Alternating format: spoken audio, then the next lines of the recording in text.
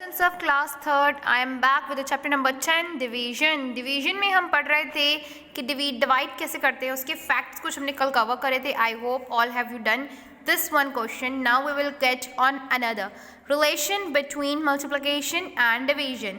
We are going to know about what is the relation, क्या इसके संबंध है. डिवीजन और मल्टीप्लिकेशन दोनों अलग अलग हैं. आपने दोनों किए हुए होंगे.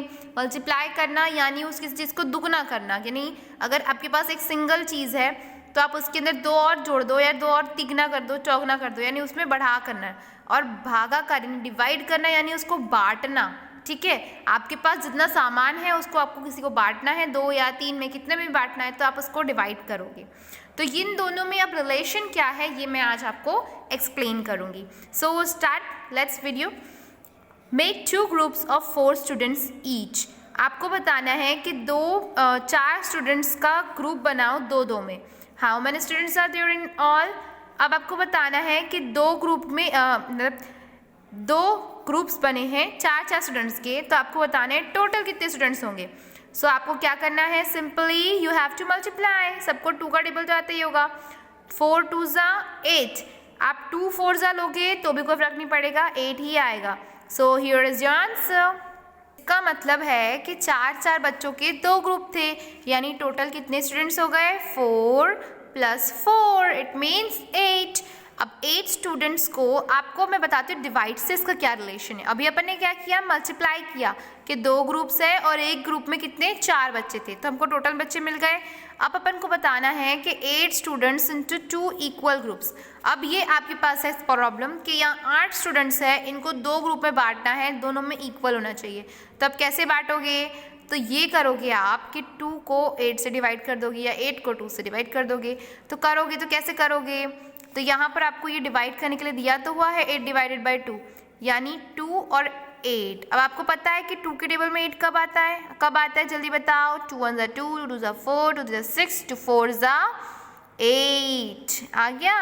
और माइनस करते हैं, आपको मैंने बताया था कि कंटिन्यू अपन माइनस करते जाते हैं, रिपीटेड माइनस तो भी डिवाइड ही होता है. तो 8 - 8 करेंगे तो क्या आ जाएगा 0. यहाँ पे आपका आंसर आ जाएगा 4. सिंपल है. तो आप अगर आपने देखा होगा गौर से, तो जब आपने इन दोनों को मल्टीप्लाई किया तब आपको क्या मिला, 8 मिला.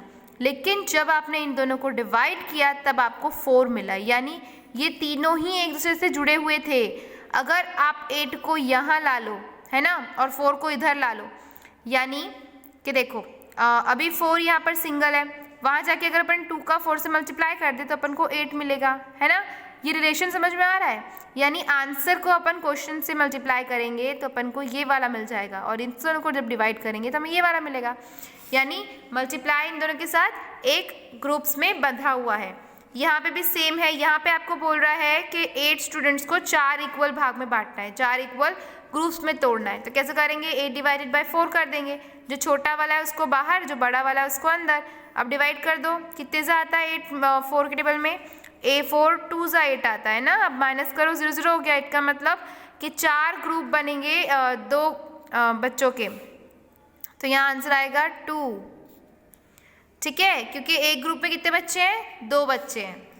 अब आते हैं अपन अपनी एक्सरसाइज पे. एक्सरसाइज में क्या दिया हुआ है, फर्स्ट क्वेश्चन तो आपको करा हुआ है कि 2 ग्रुप्स ऑफ 6 इज 12, यानी 2 ग्रुप्स हैं, किसमें एक में कितने हैं, 6 हैं, तो कुल मिला के कितने हुए, 12 हो गए. अब अपन इधर देखते हैं, यहाँ 5 के ग्रुप हैं और 2 हैं, तो कुल मिला के कितने हुए, काउंट कर लो कितने हैं, 1 2 3 4 5 6 7 8 9 10. तो यहाँ पे आपको समझ में आ गया कि ऊपर वाली एक लाइन को देख के मैंने ये वाली लाइन बना दी. अब दूसरी लाइन क्या है, 2 × 6 is equals to 12. 12 divided into groups of 6. अब किसको डिवाइड कर रहे हो आप, यहाँ पर आप 10 को डिवाइड कर रहे हो ना. 10 है टोटल, ये जो कीड़े हैं 10 है, तो आप 10 लिखोगे यहाँ पर, वहाँ पर 12 लिखा था. अब उसको कितने ग्रुप में बांटा है, 2 ग्रुप में बांटा है. उसका ग्रुप कितने हुए, 2 ग्रुप्स हुए. अब क्या करना है आपको, यहाँ पर सिंपल लिख देना है 10, और 10 को 2 में डिवाइड कर रहे हैं, तो एक ग्रुप में कितने हैं एक ग्रुप में, 1 2 3 4 5 है, तो यहाँ पे आंसर 5 ही आएगा. समझ में आ रहा है कि 5 के हमने 2 ग्रुप बनाए, टोटल 10 कीड़ों के. ठीक है, अब यहाँ पर आपको बताया 1 group of 4 is 4. First line दी हुई है कि एक ही ग्रुप है, 4 है उसमें, और वो 4 ही रहेंगे. अब यहाँ पे 4 को किससे डिवाइड करेंगे यहाँ पर, क्योंकि ग्रुप कितने हैं, एक ही है, तो आंसर आपका 4 ही आएगा, क्योंकि एक ही ग्रुप है, टोटल 4 है और 4 ही एक ग्रुप में है बॉल्स। तो अब यहाँ पर आपको बताना है डैश डिवाइडेड बाय 4, तो 1 divided by 4 is equals to 4। Next is dash groups is 3 is, यहाँ पे 3 के ग्रुप है, लेकिन कितने हैं 3 का, एक ही ग्रुप है, तो ये एक ग्रुप ऑफ 3 इज 1, ठीक है। फिर divided into groups of 3, 1 divided into groups of 3 1 ही आएगा, यहाँ पे भी 1 डिवाइडेड बाय 3 1 ही आएगा, ठीक है। नेक्स्ट पेज पे आते हैं, हमारा नेक्स्ट क्वेश्चन क्या है बच्चों, write 2 division facts for each of the following multiplication facts, 1 has been done for you. यहाँ पर आपको बोल रहा है कि जो ये मल्टीप्लाई वाला आपको फैक्ट दिया है इसको 2 डिवाइड वाले फैक्ट में चेंज करो। अभी मैंने आपको थोड़ी देर पहले समझाया था कि मल्टीप्लाई और डिवाइड का क्या संबंध है, तो अब हम उस संबंध को और ज़्यादा डिटेल में देखते हैं, ठीक है। तो लेट्स स्टार्ट, मज़ा आएगा। देखो कितना ट्रिकी क्वेश्चन है। देखो यहाँ पर क्या करना है, 3 4 ज़ा 12, ये आपको एक करा हुआ है, पहले वो समझाती हूँ मैं। 2 5 ज़ा 10।